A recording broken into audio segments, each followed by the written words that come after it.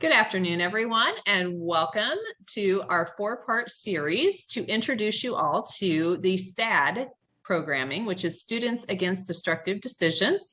All of these programs are free to our chapters, and we want to make sure that everyone knows exactly what they're all about. So I have with me Chris Dzurick, who is our SADD program coordinator for the state of Missouri. Thanks for being here, Chris. Well, thanks for inviting me. Looking forward to the opportunity.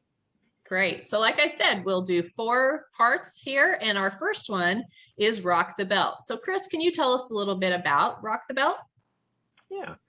Rock the Belt is one of SADD's core programs or signature programs that's offered to all of our chapters across the nation. And as you can probably tell from the name, this is focused on seatbelt usage.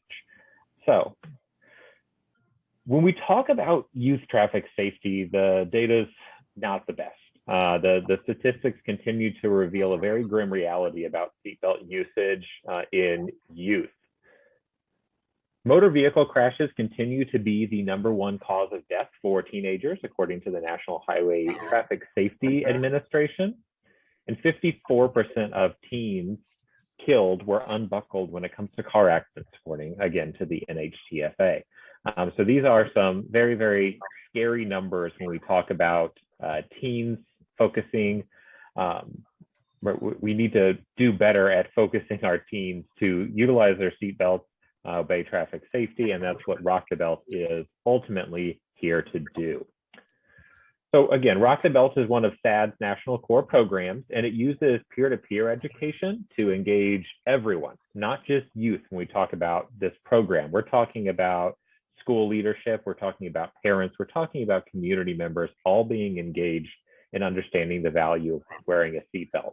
But it's not just about long distance drives. It's not just about driving to school. It's about always utilizing the seatbelt, no matter the distance, making it a habit when a youth gets in a car that they automatically put on their seatbelts, them and the passengers in the vehicle. And so we'll talk here on the next couple of slides about the different programs and activities that are available under Rock the Belt. Great. So you mentioned peer-to-peer. What is the benefit of having a peer-to-peer education system for our youth? Mm-hmm.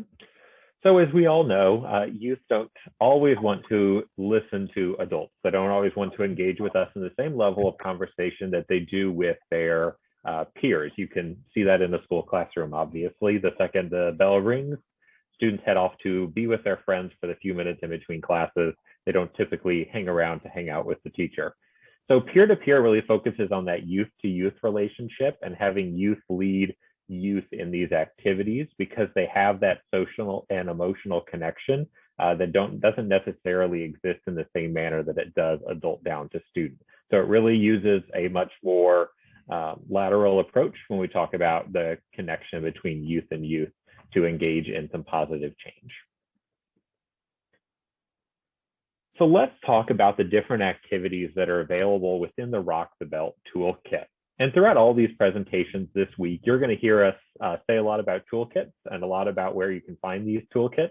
SADD builds a toolkit for all of their programs, and this includes advocacy resources. It includes step-by-step guides to running all of our activities. It includes relevant statistics, ways you can earn recognition, all built into these toolkits. And all of our toolkits are available in the SADD portal. So by becoming a SADD chapter, you have access to all of the toolkits, all of the templates to run all of these programs. So we really do our best to focus on giving you everything that you need to be successful in building out these programs with as little work on your part as we possibly can by giving you all those templates. So within the Rock the Belt toolkit, you're going to find two main core activities. The first is a seatbelt survey. The seatbelt survey asks our students to set up an observation committee to track current and future seatbelt usage in their schools. So what happens with these is that students set up and monitor seatbelt usage, not only of drivers, but of passengers at the beginning of a week that is deemed their Rock the Belt week. So they're tracking how many students are actually utilizing those seatbelts. And there are ways that students are rewarded through the toolkit that you can find with some slogans and some prizes for those that are utilizing their seatbelts.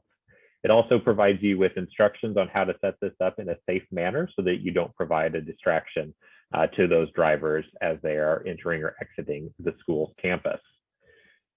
What you do afterwards is that you set up another observation committee to measure at the end of that Rock the Belt week. So once you've implemented programming over the week, you've done morning announcements, you've provided information to youth over lunch or through school assemblies, you're going to measure the positive impact that had to see if you have an increase in seatbelt usage by repeating that observation committee at the end of the week and tracking the progress. The other activity built in is called the Quick Click Challenge. This is a really hands-on activity. It's really designed to get students excited about wearing the seatbelt, but it's really designed to show them how little effort it takes to put on a seatbelt. So with this, it's a team challenge, and you actually set this up at a very visible time. You can do it during lunch, you can do it before and after school, you could do it at a sporting event, someplace that you're going to have lots of youth and they're going to witness a lot of cheering and excitement that goes along with this program. So the Quick Click Challenge will ask youth to build a team of 4 and actually rotate through all the seats of a car, buckling and unbuckling along the way. So it goes to see how fast a team can do this, but it also teaches youth, again, how little effort, how little energy, how little time it takes to put on a seatbelt. There are, of course, prizes that go along with this. You can reward those students who achieve the fastest time, but you can also invite the media and community members out there so we can really see how quick this is, and then we can engage the rest of the community, those who aren't there, and recognizing the benefits of wearing a seatbelt. You can also engage with some of that dialogue with the media and with community members. Within all of our toolkits, there'll also be advocacy templates because we don't want this to just be activity-based programming. We want it to also engage the community and engage the media. So you're going to find some advocacy programs built into all of our toolkits. With Rock the Belt, you're going to find a seatbelt policy template for your school, and this will have students forming a committee that'll include school leaders and community members to advocate for a school-wide policy around seatbelt usage. So that's going to include what happens when youth don't wear a seatbelt. You know, do you communicate with their parents? Do they lose parking privileges? It's going to include what happens when staff don't use their seatbelt and what happens to them at a disciplinary level.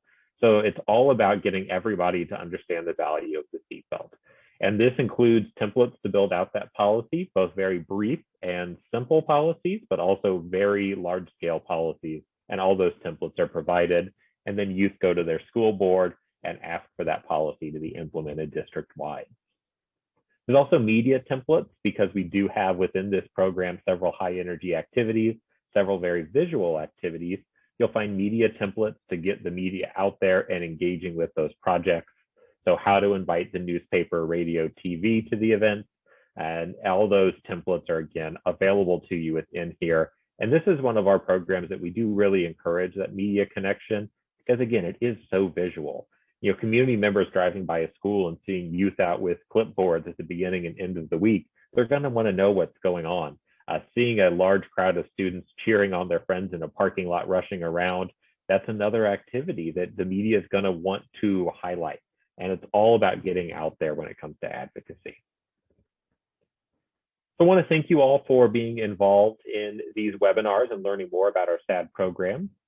We are here to help you build out these programs in your school. So my contact information is here on the screen for you. And if there's anything we can ever do, don't hesitate to reach out to us. Great. Thanks so much, Chris, for that information. And like we said, we will be doing parts 2, 3, and 4 on Tuesday, Wednesday, Thursday, and then we will wrap up with a live chat on Friday. And that's where you can bring all your questions to Chris and get them answered.